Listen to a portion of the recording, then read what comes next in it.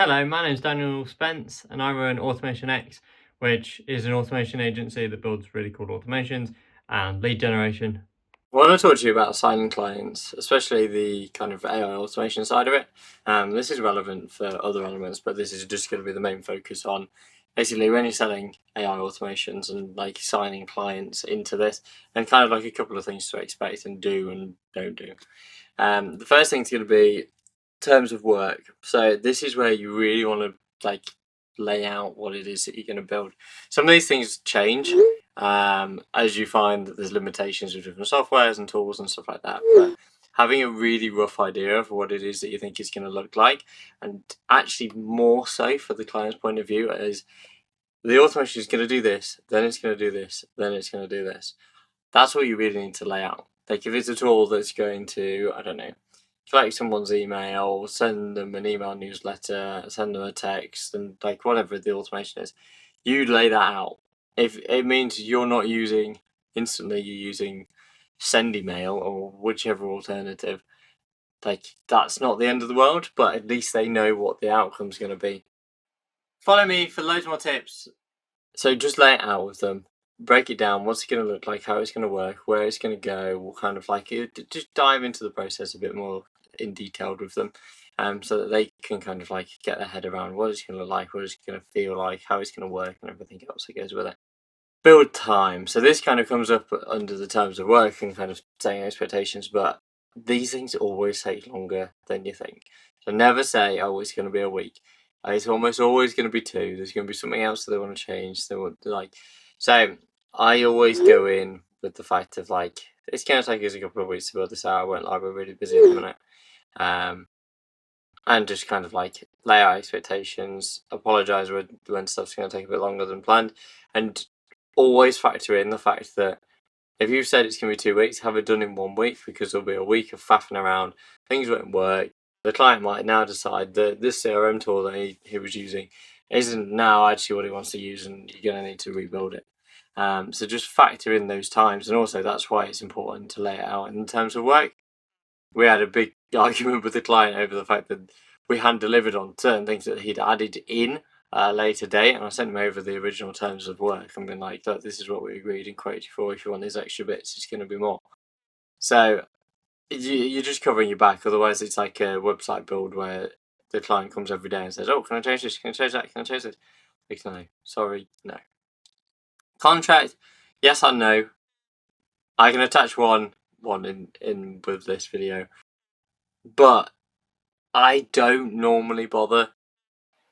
Hit the follow button. You don't want to miss what's next, just because it's like, I don't know, it is what it is. I normally have a really good relationship with these guys by the time I finish building it, and it's just kind of like, what's a contract really going to do? In some cases, it's really important and useful. If they ask for a contract, always provide one. So it's best to have one anyway. Bigger clients almost always want one. So when we're working with like 20 people plus companies, even 50 people plus companies, they want a contract. They want to all sign on the dotted line. It will be official, blah, blah, blah, blah, blah. So just be careful if you're reading theirs, if they send you over a contract or agreement or whatever. Just make sure you read it all and understand what kind of things that they can put into there. But yeah. Payment terms. So we do a 50-50 split. So we split the payment in half up front, half when it's done. This just kind of like mitigates their risk of like, oh, I'm going to pay for this tool and then like, now what? So we always do it like that. It works really well. I've never had any complaints about that, and kind of like just be open and honest with it. It's like it's as risk free as it can be for both of you. I also find that 50% is a nice bit where they've committed enough money and time that there's never really any issues when it comes to paying the second half. So yeah, that's what I'd recommend. I'd never do any of the work without payment up front. I have had people come back and be like, can we do like 25% at the beginning, 50% when it's done, and then 25% when it's been finished testing? Fine, not a problem. I think it just spreads it to be like, that we're going to keep going until it's perfect, because you're not going to pay us all of it until it's perfect. So it's a nice middle ground there, really.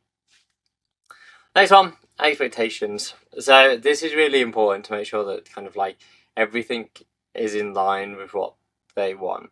in sales calls, you can get a bit carried away being like, we could do this, we could do that, we could do this. And then when it comes to automation build, you want to streamline it down a little bit and make sure it's really useful and it's not going to be constant errors and stuff with it. So you might have been like, oh yeah, and then we could add a chatbot onto it afterwards. Just make sure that people are aware of that and that these elements aren't necessarily always going to be vital. Like, they might be expecting it and you're not going to deliver it. So that's why terms of work and exactly what you're going to build out is really, really important. But also kind of like setting expectations of like, oh, this is stage 1 of our big plan to do X, Y, and Z. Yeah, that always works really well for me. I haven't really had any problems.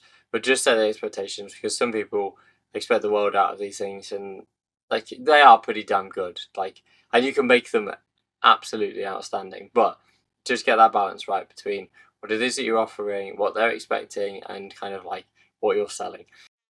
And there's always kind of like the steps of kind of like just basically having an open conversation with them, lay out what it is that you're going to build. And yeah, that kind of leads me on to the next point, is updates. The biggest downside of AI automation is that you're building a tool that if it runs right, they will never see. They'll never know about, they'll never like participate with, they'll never actively engage with unless there's a form to kind of initiate it. That's it. Like, we're building an automation tool that finds leads, scrapes leads, builds a whole entire follow-up sequence off the back of it, and contacts these people. So from them filling out a form saying, I want to contact dentists in Coventry, all the way through to them positive replying is fully automated. Every step in between, we've got AI responding back and forth, like literally the whole entire sequence, which is pretty crazy. So for them, we're building a tool that they're hoping to, at the end of it, they're hoping to just get some positive leads out of it.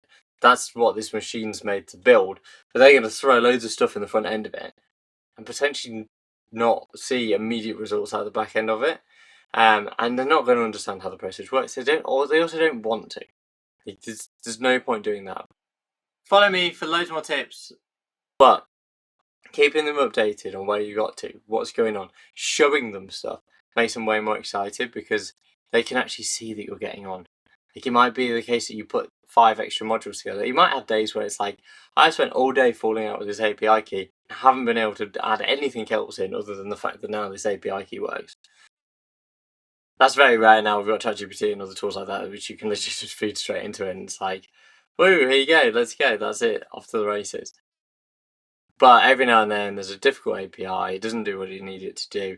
It might be a case of like pulling analytics out of Shopify or something like that, and it won't actually give you the 2 lines of data that you actually need. All of those kind of things cause really big bottlenecks, and you might have days where there's no update. But you can still run them through that, and once you get a couple of these projects on the go at the same time, it's just juggling the fact of like juggling your time, making sure that they at least get a weekly update. I would do, if it's when you first sign a client, for the first couple of days, do like 4 or 5 updates in like the first week, if not daily updates, bi-daily, like a push, just so that they can see what you're getting on with, what you're doing, what it's going to look like. That's also the most exciting stage, because you're going to be drafting it out. So yeah, really, really important to get that right. I would recommend Loom for doing this. Just do them a very visual run through. It's free, so you can kind of do these little bits on Loom, send it over to them, be like, look, this is what I've been up to, this is what's going on, and then off the back of it, like, it even said like, don't need to reply to this, just keeping you updated on the progress. They'll really, really appreciate that, and that's where you can really push the value. It takes 7 minutes at the end of your day, no longer. Don't faff around, just get on with it and do it. And then on the last final note, which I haven't even added a slide for, the delivery side of it, actually get on Zoom with them and run them through it and show them how it works. You can literally press run and let it run live. I would probably have tested it a few times before, so you know you're not going to get loads of errors, and show them like the part that they need to do. However, it might not even need to do anything. It might just be, oh yeah, just check this folder every now and then. There's going to be loads of stuff dumped into it, which is what you want. Show them where that folder is, show them what it looks like, and yeah, go from there. Hope that's helpful. Let me know if you've got any questions. Thank you so much for watching. Make sure you like and subscribe.